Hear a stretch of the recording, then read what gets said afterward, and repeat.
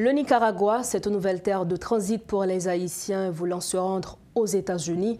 Cette situation qui crée de la panique même au niveau de l'aéroport Toussaint-Louverture.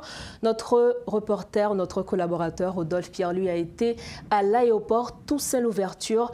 Avec lui, sur le plateau, nous allons faire le point sur cette situation. Bonsoir Rodolphe. Bonsoir Rose Berline, bonsoir à toutes et à tous. Alors, comme je le disais tantôt, le Nicaragua devient la terre d'opportunité pour les Haïtiens pour transiter vers les États-Unis. En effet, et aujourd'hui, on a été à l'aéroport international Toussaint-Louverture parce que la question fait débat dans la capitale. Et justement, les jeunes sont nombreux. C'est une catégorie de jeunes qui manifeste la volonté de se rendre vers les États-Unis, mais en passant par le Nicaragua, pays de transit, comme vous l'avez dit précédemment, pour se rendre au Mexique. Donc là maintenant, il y en a qui ont dépensé près de 2 à 3 000 $ pour se rendre dans ces pays-là. Mais la question, c'est qu'il y en a qui sont préoccupés par cette situation, à savoir au niveau de l'aéroport international Toussaint-Louverture.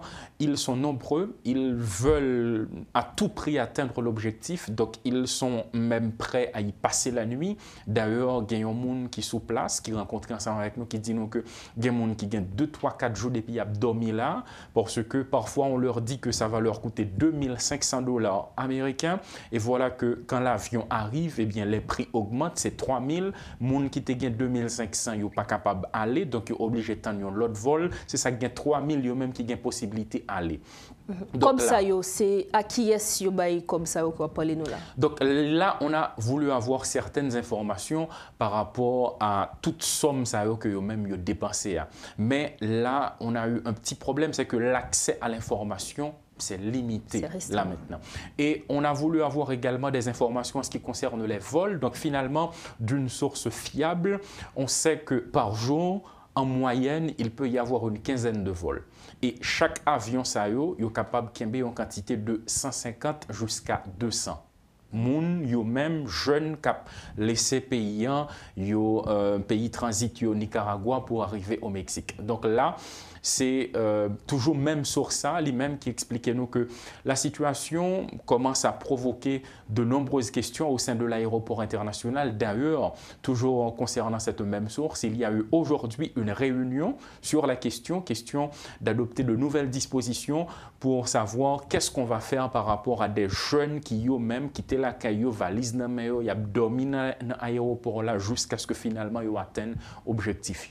On ne sait pas non plus qui organise les vols pour ces jeunes, on ne sait pas. Eh bien, selon ces jeunes qui n'ont pas voulu cracher le morceau, mais certains d'entre eux ont fait savoir que parfois ils passent par des agences de voyage, parfois c'est par des particuliers, parfois c'est par le biais de quelqu'un qui travaille dans une institution. Donc c'est assez compliqué pour déterminer quelle est réellement la source qui leur permet de bénéficier de ces voyages. Mais ce qui est sûr et certain, c'est le montant. Donc il y en a qui ont dit c'est 2500, il y en a qui ont dit que c'est 3 000, il y en a qui vont même plus loin en affirmant que c'est 4 000 $ qu'ils dépensent afin de pouvoir se rendre dans une terre étrangère. Mais ces montants, en fait, les compagnies aériennes, ce ne sont pas les compagnies que nous connaissons forcément. Là maintenant, il y a eu des petites enquêtes pour savoir est-ce que vraiment ce sont les compagnies les plus connues en Haïti.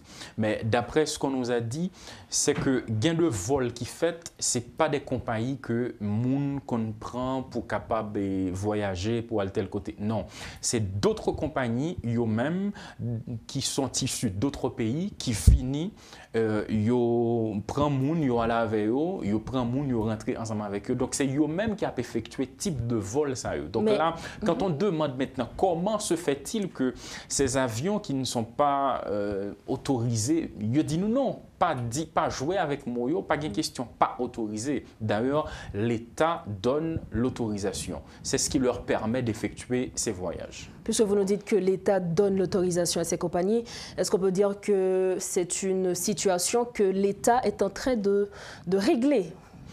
Difficile de répondre à cette question. Par contre, il faut souligner que même sur le plan international, la question fait des débats.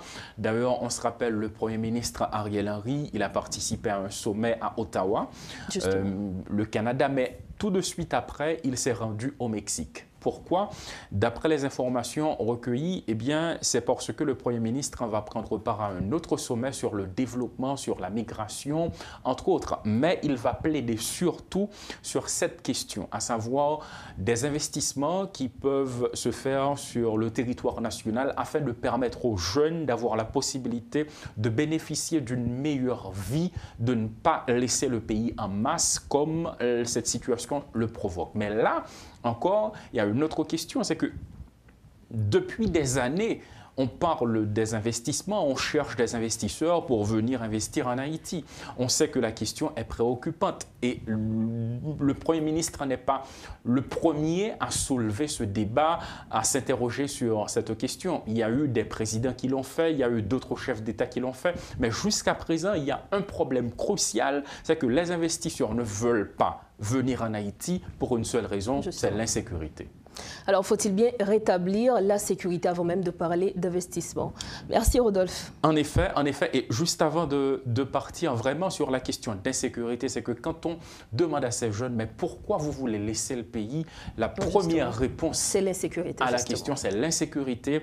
C'est que ces jeunes n'ont pas la possibilité de vivre réellement, parce que même si on fait des projets, même si on veut réussir, mais par rapport à l'insécurité, il est difficile de respecter, de se fixer, de se projeter un avenir. Voilà. Merci infiniment, Rodolphe. C'est le tout dernier. Merci beaucoup. Un plaisir.